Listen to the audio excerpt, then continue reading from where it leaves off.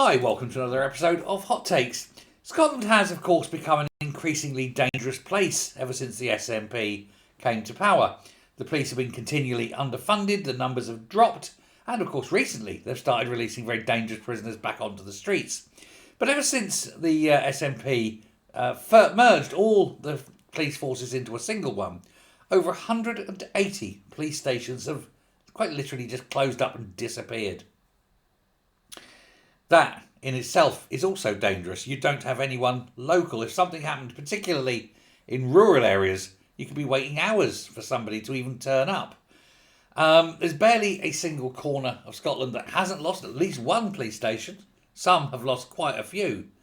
And there's no reason for it. They say they're saving money, but they're not really, because the upshot is that when they have to run the force as they are, it's actually costing more in terms of transport and communications, etc. So it's hardly a saving. Now, the SPF, the Scottish Police Federation, the rank and file union, really, said they're deeply concerned at the loss of these stations. And the communities themselves, he said the links with the communities are being eroded. It used to be you'd known who your local police were, or many people would be in contact with them. But now you don't know. You're lucky to ever see a policeman. Rural crime, of course, is going through the roof. There's literally nothing the police can do. It shouldn't have been formed into a single unitary force. The reason, of course, is if you only have one force, then you've only got one chief constable, and it's much easier to control one chief constable, particularly if within a few days of taking over their job, they break the law and steal from the public purse. After that point, well, you own them, don't you? When you have 8 forces, as you had previously, well, it's very difficult to control all 8. And also, all 8 would actually be in a position to police each other. No, a single force means that you can control them much easier. That's the reason it was done. All the lies about, it's much easier operationally, is bullshit. We know this.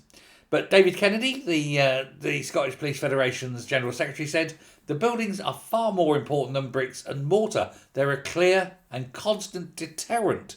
You know, if criminals see the police there, they see the police station, they see regular policemen driving around or available, it tends to drive them away. It's also more reassuring for the public.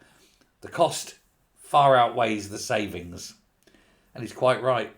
It's too late to bring them back, of course. That would cost too much. A lot of them have been demolished or converted and used for other things. But it goes to show the people running Scotland have no consideration at all for the safety or well-being of the people of Scotland. Perhaps the people of Scotland ought to vote elsewhere.